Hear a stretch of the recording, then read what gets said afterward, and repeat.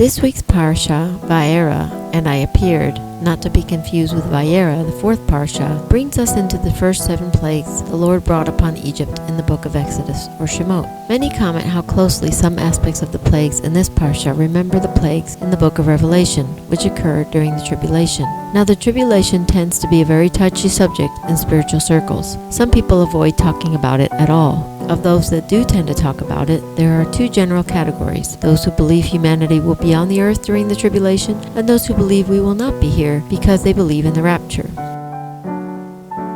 Although we do know some Messianics who believe in the rapture, the vast majority of the Messianics we have met do not believe in the rapture. That means if those that believe we will be here are correct, we, or perhaps one of the generations to follow us, will be here when the tribulation happens. As I was praying about what this week's video should be about, it occurred to me that the Great Depression began almost 100 years ago. Even though we have suffered through some recessions and other financial crises throughout the years, for at least 2 generations, none of us have ever lived through a depression, such as happened from 1929 and extended through to the end of World War II. Now, many of the people that lived through the Great Depression had some basic skills that helped them to survive during that terrible time. My grandparents lived through the Depression, and during my youth I remember hearing how difficult it was for them. But of course, being so young and growing up in the 80s, I had no frame of reference, so I just sort of glossed over it. As an adult, I have since realized that since my generation, especially in the United States as it exists right now, we have generally lived in a moderate level of comfort and couldn't imagine a world without the comforts and relative stability we have enjoyed for so long. With current events, I am also aware that circumstances could be very rife for some kind of major financial collapse and or restructuring of the financial system that we currently have.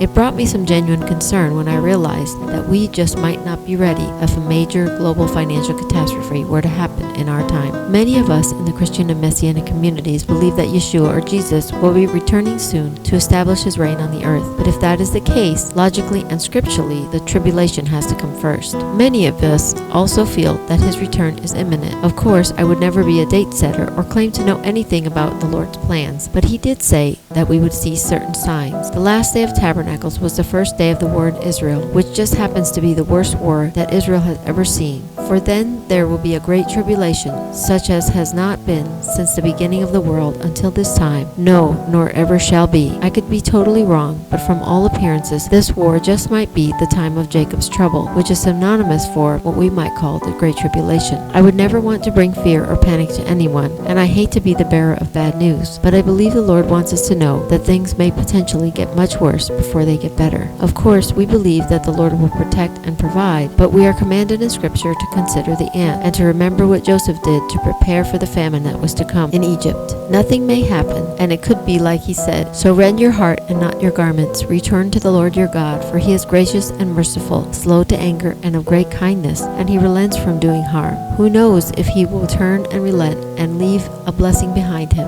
a grain offering and a drink offering for the Lord your God. At the very least, we can hope for the best, but prepare for the worst, at least to the very best of our ability, for any kind of financial situation that may come our way. During the Depression, people learned to stretch their food dollars so that they would last as long as possible. Without a doubt, the best way to do that is through creative uses for ingredients and also through meal planning. Over the past couple of years, I have been so happy to see that there has been quite a resurgence in meal planning. And because as a ministry we survive by what the Lord provides, we rarely eat out, and I have dedicated some time to creating a meal planning system to help us utilize the food the Lord provides and also to minimize food waste. I will be showing the link to those printables in the description box. Now we will go into a video introducing the printables and showing how to use the system a little more in depth. I hope and pray that this is helpful to you and that it is a blessing. Hi everyone, so this is the visual weekly meal pre-planner, and so you would go ahead and just, if you were going to use this, you would go ahead and write the starting day of the week there, and then for observe part you would put the ingredients that you have on hand. So this is just a random list of ingredients that you may have in your refrigerator or freezers or pantry, and so you would brainstorm with those ideas what meals that you can make. So you can make a 1-pot meal with the pizza sauce, chickpea rotini picadillo, which is seasoned ground beef, corned beef hash with corned beef and latkes, flatbread pizza with pizza sauce, garlic flatbread and mozzarella, and a walnut banana bread could be something else that you can make with some of those ingredients. Number 3 is plan, organize meals for specific days. So for that, we'll use the meal plan. And this is the weekly meal planner. You could potentially put items that you've brainstormed can go into this section here. You could have corned beef hash and eggs for breakfast, chicken sandwiches and hummus for lunch, picadillo and rice and lentils for dinner.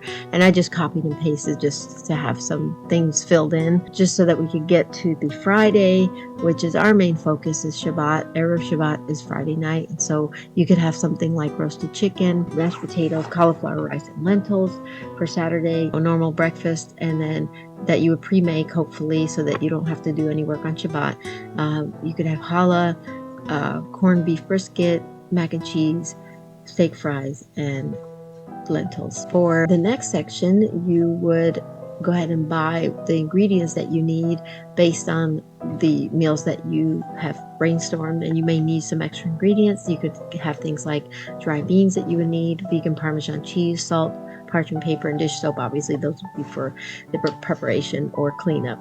For the prepare section, you would list your prep work that you would need to, that you would want to get done ahead of time. Like if you wanted to batch cook, you could put your batch cooking on whatever day you would do that, which could be on a Sunday. If you wanted to cook each day of the week, you would put them in the section for that day. If you wanted to prep, like cutting up vegetables or defrosting something, that would be where you could put that, so that you have your prep steps ahead of time. For this part, I wanted to also point out that, for example, you could put something like a little code after each one to point out like what's in the freezer, what's in the refrigerator, what's dried, and what is canned. If you've done with an item, if something has been finished up, then you would just go ahead and cross it off. You could either use a pencil to write everything and then erase it, or you could go ahead and use a pen like I do, because I tried to do it with the dry erase marker and sheet protector, but the markers just did not work because these spaces are kind of small and I was not able to make the marker to fit in there. So I pray that your Va'eira Shabbat is blessed, and may the Lord bless all of you and your families.